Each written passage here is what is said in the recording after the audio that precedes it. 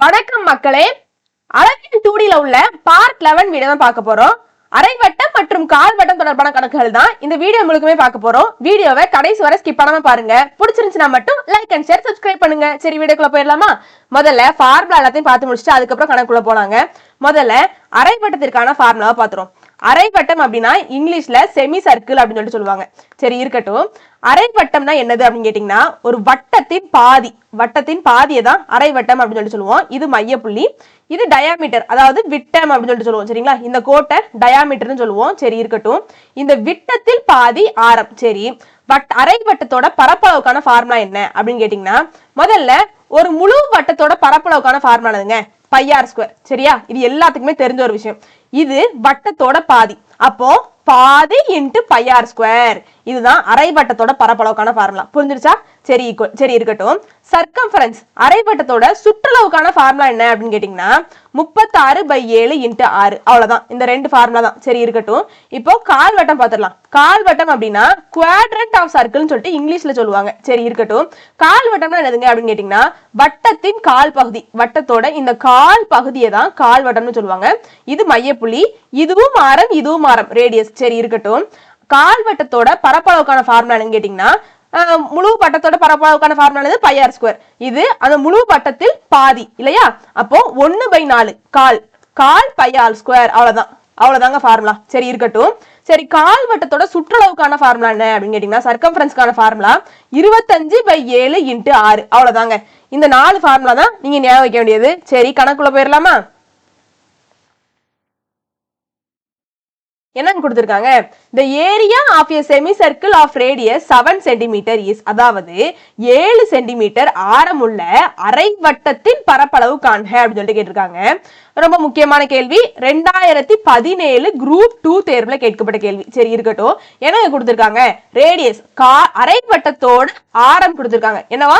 7 சென்டிமீட்டரா? Radius 7 சென்டிமீட்டரா? என்ன கேட்டிருக்காங்க? பரப்பளவை கண்டுபிடிங்க. சரி, அரைவட்டத்தோட பரப்பளவுக்கு ஃபார்முலா என்னதுங்க? 1/2 இன்ட்டு πr² இல்லையா? சரி, இப்போ இந்த ஆருக்கு பதிலா வேல்யூ சப்ஸ்டிட்யூட் பண்ணோம்னா இந்த ஆருக்கு பதிலா வேல்யூ சப்ஸ்டிட்யூட் பண்ண ஆன்சர். சரி, பையோட மதிப்பு எல்லாத்துக்குமே தெரிஞ்ச விஷயம் தான், 22/7. சரி, இருக்கட்டும். அப்போ 1/2 இன்ட்டு 22/7, ஆருக்கு பதிலாக 7². 7² என்னது? 7 இன்ட்டு 7. சரி, 1/2 இன்ட்டு 22/7, 7² 7 இன்ட்டு 7 எழுதிக்கலாம். சரி, இருக்கட்டும்.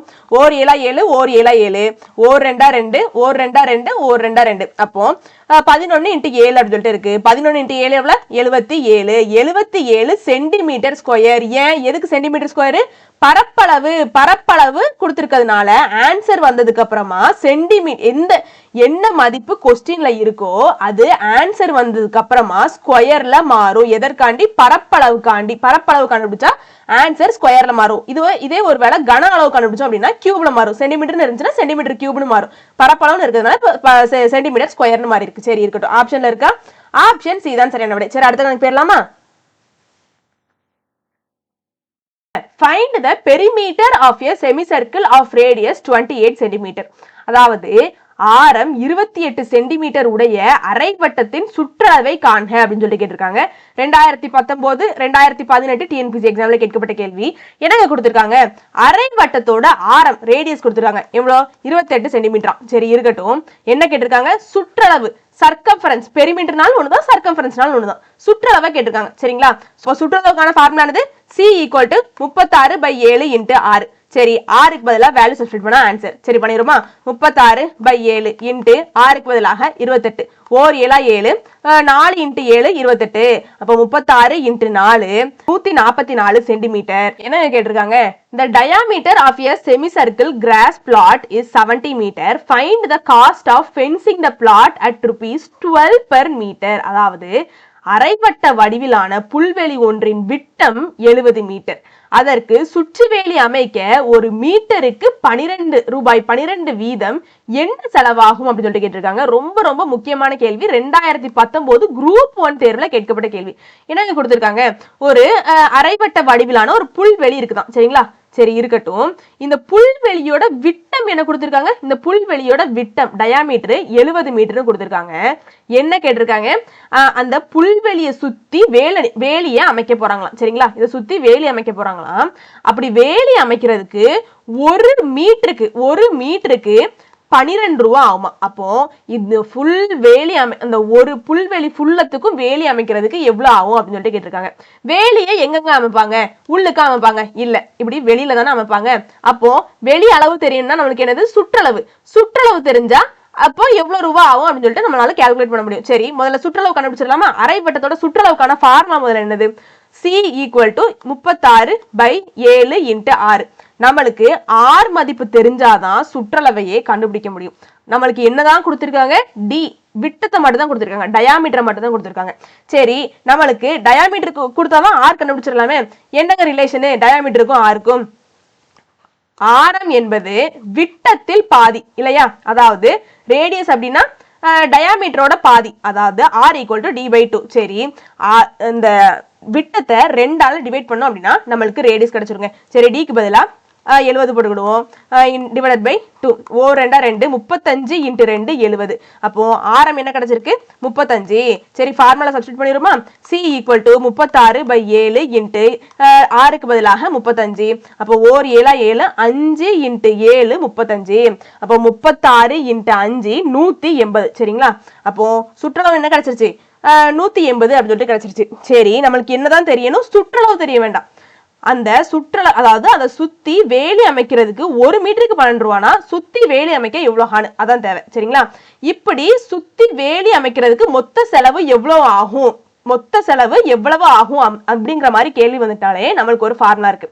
என்னது அப்படின்னா மொத்த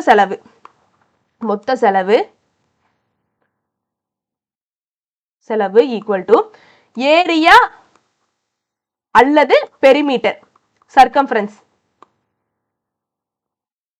இன்ட்டு ஒரு யூனிட்கான செலவு.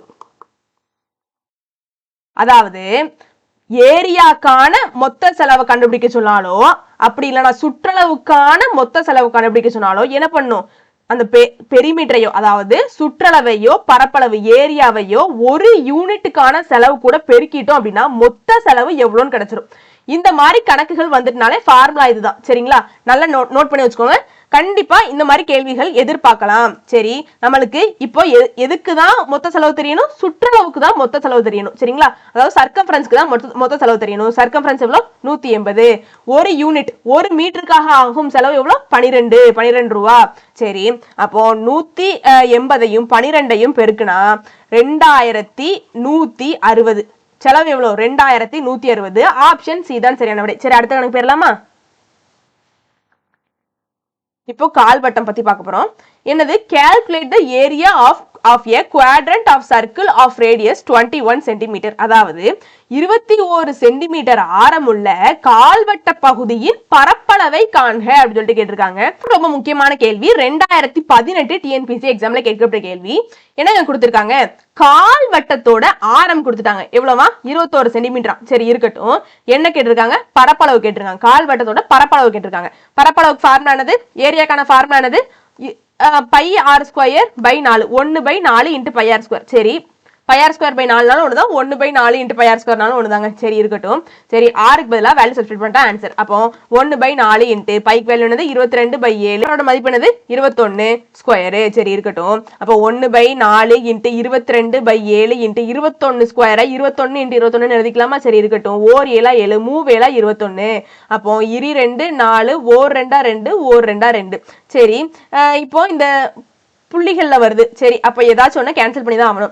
4 2 2 I 2 10 இல்லையா? சரி, மிச்சம் 1 இருக்கும். ஒரு புள்ளி வச்சுட்டு ஒரு சைவர் போட்டு I 2 10. சரி, 3 × 21 63. சரி, 63 5.5. சரி, பெருக்கி பார்த்துருவோமா? 63 5.5. I 3 15, மிச்சம் 1. 6 5 30, மிச்சம் 1 31. அப்போ I 3 மிச்சம் திரும்ப 15, 6 5 30 31. அப்போ 5 இங்க கூட்டினா 6 4 3 ஒரு ஸ்தானம் தள்ளி புள்ளி வைக்கணும். அப்போ 346.5 சென்டிமீட்டர், சதுர சென்டிமீட்டர். ஏன் சென்டிமீட்டர் ஸ்கொயர், சதுர சென்டிமீட்டர்னாலும் ஒண்ணுதான். அப்போ ஏரியா கண்டுபிடிச்சதுனால கொடுக்கப்பட்டிருக்கக்கூடிய மதிப்பு என்னவோ ஆன்சர் கண்டுபிடிச்சிருக்கிறது ஸ்கொயர்ல வரும். அப்போ ஆப்ஷன்ல இருக்கா? ஆப்ஷன் ஏ தான் சரியான விடை. சரி, அடுத்த கணக்கு போயிடலாமா? என்ன கொடுத்திருக்காங்க? calculate the perimeter of a quadrant of a circle of radius 21 cm. 21 centimetre ஆரம் உள்ள கால்வட்ட பகுதியின் சுற்றளவை காண்க. இதுவும் ரொம்ப முக்கியமான கேள்வி. 2018 டிஎன்பிஎஸ்சி எக்ஸாம்ல கேட்கப்பட்ட கேள்வி. சரி, என்ன கொடுத்திருக்காங்க? மேல வந்து இதே சென்டிமீட்டர் தான் கொடுத்தாங்க. ஆனா பரப்பளவு கேட்டாங்க, ஏரியா கேட்டாங்க. இங்க அதே சென்டிமீட்டர் தான், 21 சென்டிமீட்டர் தான். ஆனா என்ன கேட்டாங்க? சுற்றளவு கேட்டிருக்காங்க. சரிங்க, இருக்கட்டும். சரி, என்ன கொடுத்திருக்காங்க? ஆரம் ரேடியஸ் 21 சென்டிமீட்டரா, சுற்றளவு கேட்டிருக்காங்க. கால்வட்டத்தோட சுற்றளவுக்கான ஃபார்முலா என்னதுங்க? சர்க்கம்ஃபரன்ஸ்க்கான ஃபார்முலா 25/7 × 6. சரி, இருக்கட்டும். சரி, சப்ஸ்டிட் பண்ணிடுமா? 25/7 × 6க்கு பதிலாக 21. 1 7 7, 3 7 21. சரி, 25 × 3 75 சென்டிமீட்டர். ஆப்ஷன் பி தான் சரியான விடை. இந்த வீடியோ உங்களுக்கு பிடிச்சிருக்கும் நம்புறேன். வெற்றியை நோக்கிய உங்கள் பயணத்திற்கு என் வாழ்த்துக்கள். நன்றி, வணக்கம்.